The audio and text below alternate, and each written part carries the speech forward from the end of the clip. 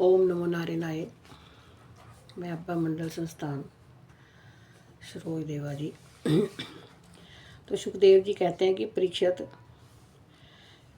प्रलय जो होती है वो 4 प्रकार की होती है। जैसे कहते हैं कि प्रलय आ जाती है, सृष्टि खत्म हो जाती है, दोबारा सृष्टि का निर्माण होता है। तो सुखदेव जी राजा परीक्षित को सुना रहे हैं भगवत महापुराण के 12वें स्कंद में कि प्रलय 4 प्रकार की होती है। परमाणु से लेकर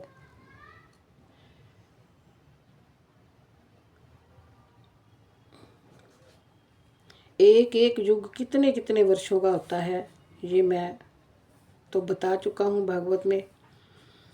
अब तुम कल्प की स्थिति और उसके प्रलय का वर्णन सुनो। 1000 चतुर्युगी का ब्रह्मा का एक दिन होता है। 1000 चतुर्युगी एक युग होता है। सतयुग, कालयुग, द्वापर, त्रेता, ये 4 युग हैं। तो 4 युगों की एक चतुर्युगी बनती है। तो 1000 चतुर्युगी जो है वो ब्रह्मा जी का एक दिन के बराबर होता है। तो ब्रह्मा के इस दिन को ही कल्प कहते हैं। एक कल्प में 14 मनु होते हैं। कल्प के अंत में उतने ही समय तक प्रलय रहता है। प्रलय को ही ब्रह्मा की रात भी कहते हैं।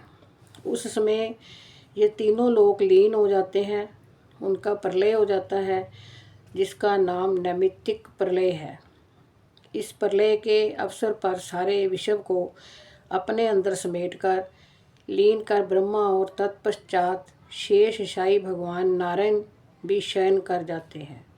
इस प्रकार रात के बाद दिन और दिन के बाद रात होते होते जब ब्रह्मा जी की अपने मान से 100 वर्ष की और मनुष्यों की दृष्टि में 2 प्रार्ध की आयु समाप्त हो जाती है, तब महातत्व, अहंकार, पंचन मात्रा, ये 7 प्रकृतियां अपने कारण मूल प्रकृति में लीन हो जाती हैं।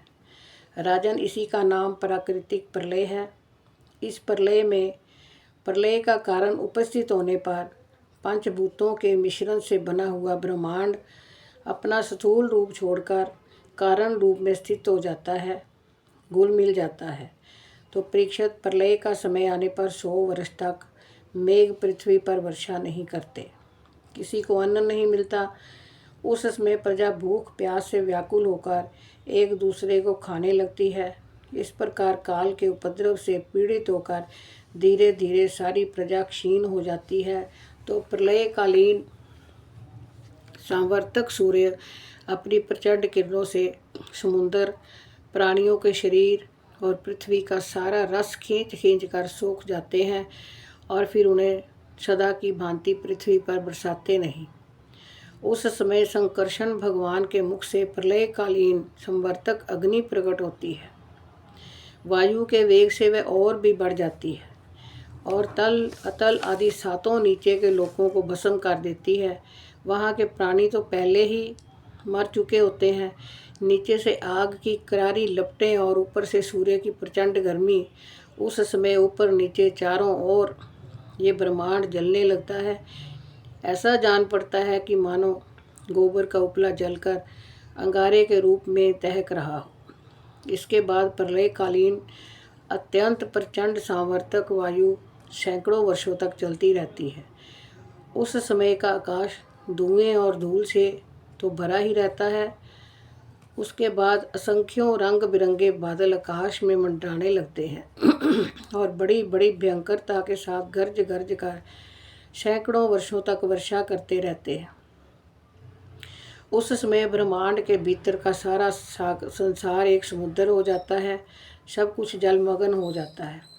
इस प्रकार जब जल प्रलय हो जाता है तब जल पृथ्वी के विशेष गुण गंध को ग्रस लेता है, अपने में लीन कर लेता है। गंध गुण के जल में लीन हो जाने पर पृथ्वी का प्रलय हो जाता है। वह जल में घुल मिलकर जल रूप बन जाती है। राजन, इसके बाद जल के गुण रस को तेज तत्व ग्रस लेता है और जल नीरस होकर तेज में समा जाता है। तदनंतर वायु तेज के गुण रूप को ग्रास लेता है। तेज रूप रहित होकर वायु में लीन हो जाता है। अब आकाश वायु के गुण स्पर्श को अपने में मिला लेता है और वायु स्पर्शहीन होकर आकाश में शांत हो जाता है। इसके बाद तमाम अहंकार आकाश के गुण शब्द को ग्रस लेता है। आकाश शब्दहीन होकर तामस अहंकार में लीन हो जाता है। इसी प्रकार तेजस से अहंकार इंद्रियों को, सात्विक अहंकार इंद्रियाष्टि देवता और इंद्रिय वृत्तियों को अपने में लीन कर लेता है। तत्पश्चात महातत्व अहंकार को सत्ववादी गुण महातत्व को ग्रस लेते हैं। परीक्षित, ये सब काल की महिमा है। उसी की प्रेरणा से अव्यक्त प्रकृति गुणों को ग्रस लेती है और तब केवल प्रकृति शेष रह जाती है। यही चराचर जगत का मूल कारण है। वह अव्यक्त, अनादि, अनंत, नित्य और अविनाशी है। जब वह अपने कार्यों को लीन करके प्रलय के समय साम्य अवस्था को प्राप्त हो जाती है, तब काल के अवयव वर्ष, मास, दिन, रात, क्षण आदि के कारण उसमें परिणाम, क्षय, वृद्धि आदि किसी प्रकार के विकार नहीं होते। उस समय प्रकृति में स्थूल अथवा सूक्ष्म रूप से वाणी, मन, सत्गुण, रजोगुण, तमोगुण, महातत्ववादी विकार, प्राण, बुद्धि, इंद्रिय और उनके देवता आदि कुछ नहीं करते। सृष्टि के समय रहने वाले लोगों की कल्पना और उनकी स्थिति भी नहीं रहती। उस समय स्वप्न, जागृत और सुषुप्ति ये तीन अवस्थाएं नहीं होती। आकाश, जल, पृथ्वी, वायु, अग्नि और सूर्य भी नहीं रहते। सब कुछ सोए हुए के समान शून्य सा रहता है। इस अवस्था का तर्क के द्वारा अनुमान करना भी असंभव है। इसी अवस्था का नाम प्राकृतिक प्रलय है। उस समय पुरुष और प्रकृति दोनों की शक्तियाँ काल के प्रभाव से क्षीण हो जाती हैं और विवश होकर अपने मूल स्वरूप में लीन हो जाती है। तो ये जो प्रलय का वर्णन कर रहे हैं, राजा परीक्षित को जब सुखदेव जी भागवत कथा सुना रहे थे तो उन्होंने ये सारा प्रलय का वर्णन किया। ये 12वें स्कंद में इसका वर्णन आ रहा है।